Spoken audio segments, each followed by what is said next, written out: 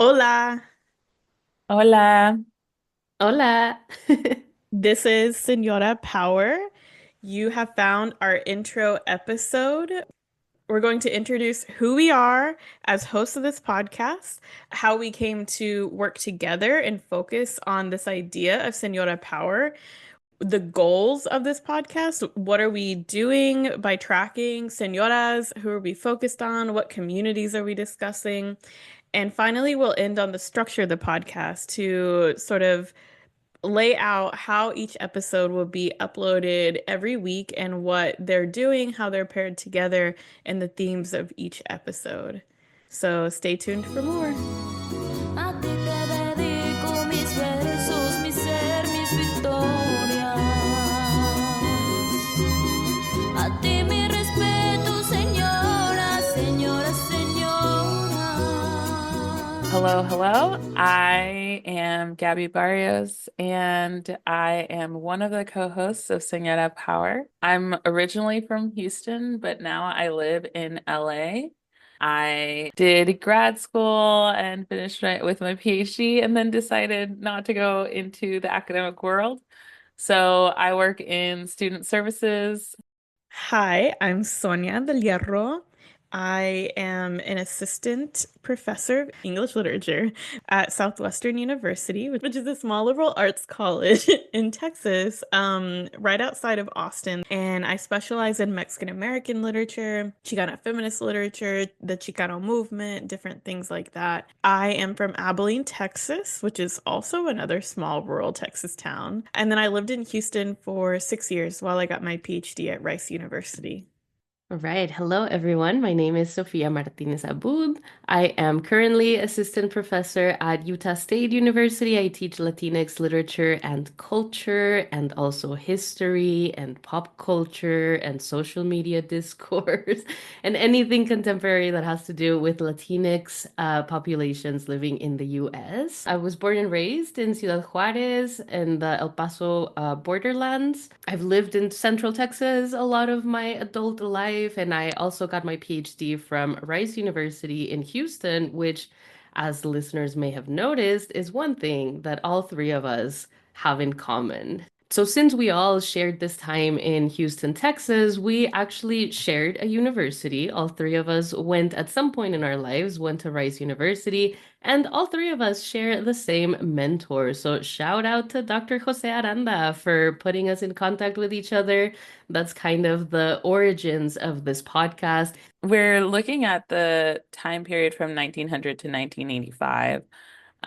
This is an interesting time for when this idea of Chicana was created in like the middle of this time or towards the end of this time period. But going back a little bit farther, you can see how it started being to be created. And so when you talk to the women that we are talking to or their family members or look at their documents, then you can start to see kind of a story forming there. So that's why we look at the main action of 1900 to 1985, even though we do talk to women who are alive today, and they are still having like really interesting accomplishments. But we focus on 1900 to 1985 and try to make these stories publicly accessible to people like our listeners through this podcast. We want people to be able to understand and experience their stories, and their history because we've had the privilege to access that through formal schooling. So now it's kind of time to give back to our community in this way. So to give a couple more shout outs to, for example, we think of this project as a historical project. It is based in the historical archive. So we do think of this as kind of a recovery project, following in the steps of the recovering the Hispanic literary heritage format, where we, excavate the archive and bring it back into our contemporary kind of contexts. We also want to shout out the US Latino Digital Humanities program based at the University of Houston. A lot of the beginning of this project started out through their mentorship. And we're also following the steps of, other Mexican American women, other digital other Chicana digital humanists that have been also engaged in this project of recovering and sharing important women's histories, especially Mexican American and other Latina women's histories. So this is me just trying to say that we're adding on to this already existing body of work. Because 1900 to 1985 is such a long period of time, and there are so many women of Mexican descent who would call themselves señoras and who have created social change, we narrowed our scope down to Houston and LA. In part because we were based in Houston at that time, and then Gabby was in LA. And so it made sense actually to work within the two cities that we were based out of. But also, there's an incredibly generative history in talking about these two metropolitans together because they have been hubs of Mexican American political activism, not just the Chicano movement proper in the 1960s, but outside of and before the movement, there was really, really strong community-led activism. And so in part, we're trying to understand how senoras in Houston and senoras in LA had overlapping strategies to confront racism, to deal with institutions like the police and like the church, or how they kind of differ because California and Texas are two very different states. So, what are the ways that in looking at them side by side, we actually learn new, more textually interesting, resistant strategies based in a Mexican American identity or in a Chicana identity specifically? Finally, I guess the last goal of the podcast is to really stage this intergenerational conversation. We're talking to women of multiple ages who have grown up in different time periods. It's really cool when you get to learn history through your family. And not everyone gets to do that, but I think we're trying to pull on that kind of experience and recreate it on kind of a broader level for our community.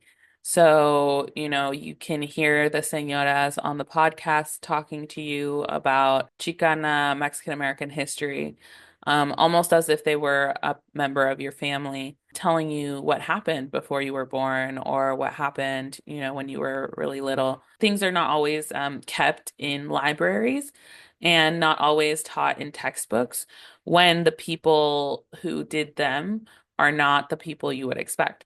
So women, and especially women who don't identify as white, usually their stories don't really get saved in schools or in libraries. And so now we're trying to listen to their stories and let you guys know what we find.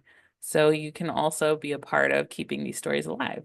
So the way we navigate all of this really complex history, the differences between Chicanas and Mexicanas, between women of Mexican descent versus actual Mexican women who have immigrated here, is by focusing on biographies of very specific women, and we're calling them señoras, because in many ways that's how they identify themselves. Um, and so there are 5 episodes in total, and per episode, there are 3 parts. And the first 2 parts are biographies, one from a Houston senora and one from an LA senora. And the idea here is that we can take one person's story that we've learned from the archive, that we've learned from interviewing their family, that we've learned from other people's research, and using that life story to understand these larger social structures or these larger issues like racism or the broader cultural landscape of Mexican Americanness in different years. And when we're doing these biographies, our goal is always to present the senoras in a historically accurate way, where we're contextualizing some of their opinions, some of their thoughts, and we're trying to really um, hold close to us and thus to listeners how they would have wanted themselves to be viewed or how their family now wants them to be viewed.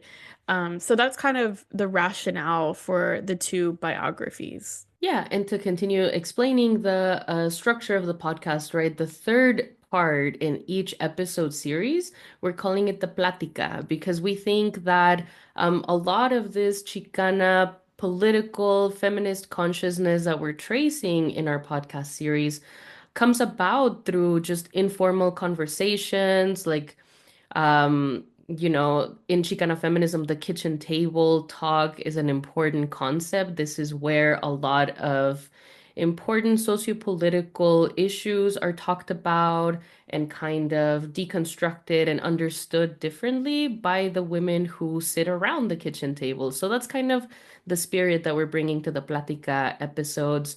We're sitting down to chat about these two important señoras in their specific communities. And we're really trying to think out loud how we learn from them and why it is important to continue considering these señoras and their specific strategies and their specific goals in this particular moment in time. So, starting us off on a little overview of what this first season of Señora Power will look like, we talk about all kinds of different señoras. Of course, every señora and every person is complex and has a lot of different identities.